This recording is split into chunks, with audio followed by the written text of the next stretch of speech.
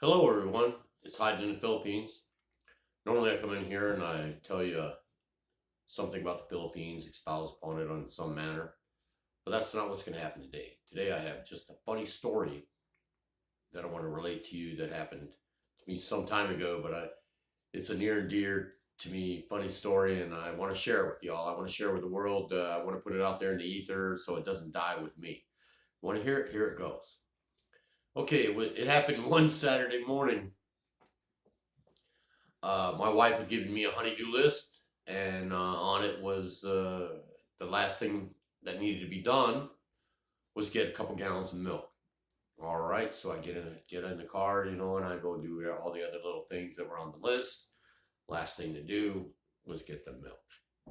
So I pull into our local grocery, and I go into the grocery there, and it's like 10 in the morning.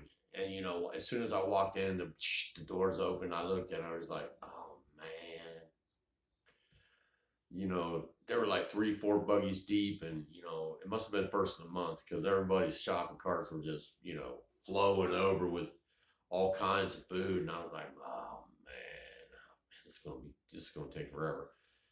Okay, so the milk's in the back. I go in the back. I get me 2 gallons of milk. I bring my 2 gallons of milk, and I pick my lane. I get up there, and there's like 6, 7 lanes, and I picked my lane. My lane. There's the guy at the register, a lady in a buggy in a slot, and then would be me. So I felt sort of lucky because as soon as I got in line, it just got even worse. There was more. So anyway, I'm waiting my turn, and the guy checks out, and now the lady moves up, and she's with her son, and she starts unloading the buggy. And if you've ever been to the grocery, especially at our grocery, you got like on the left side here, you've got the magazines, the Inquirer, and this type of thing, and certain adult Mentos and stuff like that. Stuff that adults buy, and then on the right side is just the full-on freaking candy rack with nothing but candies for kids. I mean, candy bars, you name it, they've got it. So this lady's unloading her buggy, and she's putting it on the runway there, and it's going down the thing, bippity boop boop boop. Everything's going in the bags, or everything's moving accordingly like it's supposed to at the grocery store. Now this little kid, now in my day, he would have had to shop in the husky section. I'm being polite. Uh, he was very husky. So anyway, he's bound and determined he wants something off this candy rack, and it's got to be hard for a little kid. I remember I used to be a little kid, same shit, but my parents were. I didn't dare ask, I might ask, but there was always going to be that, that quick, absolutely not, and you weren't getting it, anything. Anyway, so this kid, he wasn't letting up. He wanted this, he wanted that. First, he wanted this bubble tape, man. He was all about this damn bubble tape. He wanted it. I mean, it was a bright pink, tape measure looking box. Take Anyway, he wanted this thing in the worst way, and his mom was like, "Absolutely not. You are not getting a bubble tape. I bought you some Little Debbie's, and there's some cookies, and when we get out to the van, I'll give you some." Well, to me that sounded reasonable. Hell, man, I would have liked either one of those outcomes, but he wasn't having it. He was not having it whatsoever. So he kept going on. He picked something up, and she's just trying to get her buggy unloaded. So she keeps unloading, and she's arguing with this little dude. And, he's loud. He's one of these loud kids as well. To where when he'd get loud, people would turn their heads and like, "What is that? Who is that?" And so people were sort of looking at it over this way at us, and he was getting annoying. Every once in a while, the cashier might give him the that disapproving mom look because she was in her 30s, and I'm guessing she had some kids. Anyway, so she's unloading the buggy, and she's about 3/4 of the way again. He's decided once again on this bubble tape, and he's waving it around. He's all about the bubble tape. He's got to have this damn bubble tape, man. There's no circumstances that he can't live without this stuff. And man, at this point, I'm looking down at this little kid, man, and I'm like, man, I had raised my sons differently. All I'd had to do was look down and go, "You better fucking quit," and that would have been the end of it. And they would have been worried if they were going to get an ass whoop. because I had to curse at them in public for them being stupid like that.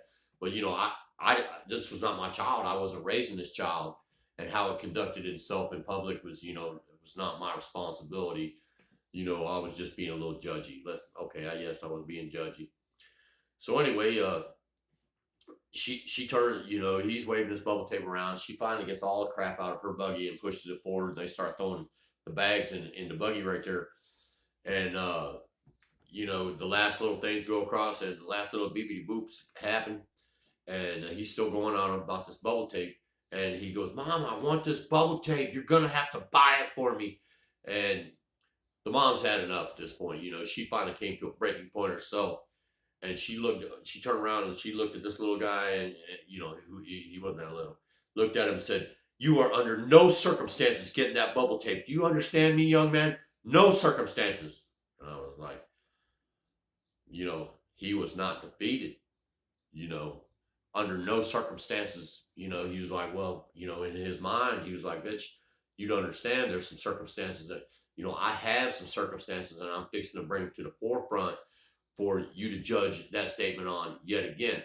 Like I said, as soon as she said no circumstances, he goes, well, if you don't buy me this bubble tape, I'm going to tell, and this is at the top of his lungs. I mean, he's mad that she's mad at him. So he says at the top of his lungs, if you don't buy me this bubble tape, I'm going to tell Meemaw you had daddy's pee-pee in your mouth. Now I'm going to tell you right now, I was not expecting that. I was not. That was not what I thought was going to come out of this little husky young man's mouth. It just was not.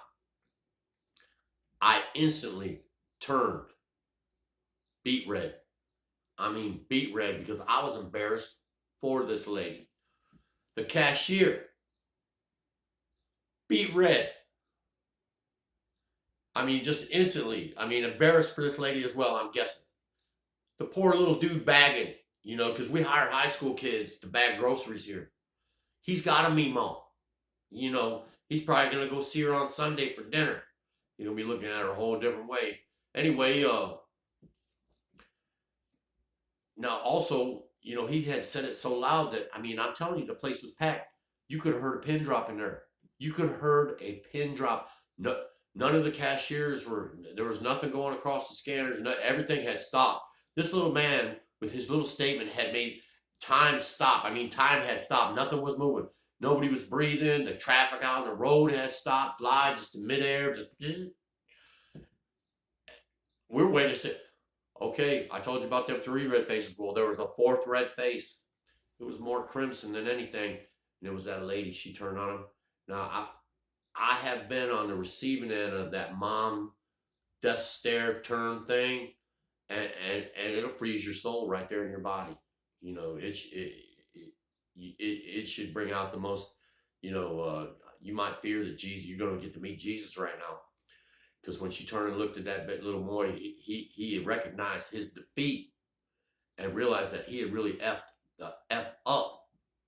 And now she grabbed this little man by the wrist, and she grabbed him by the wrist, and that walk that you've done it. If you've got kids, you've done it before. You're coming with me, young man, right now. And we're going where I'm going, and you're going where I'm going. And she just left her buggy, everything in the buggy, it was all bagged up, left the buggy sitting right there, and grabbed her purse, and grabbed this little man. He was his toes were barely touching the floor on his way out to the van. Now at the Chief, you got the one door opens this way, and then it turns, and then you get the second door that opens like this. Now that first door opened, we all still had, nobody had moved. Nobody had moved.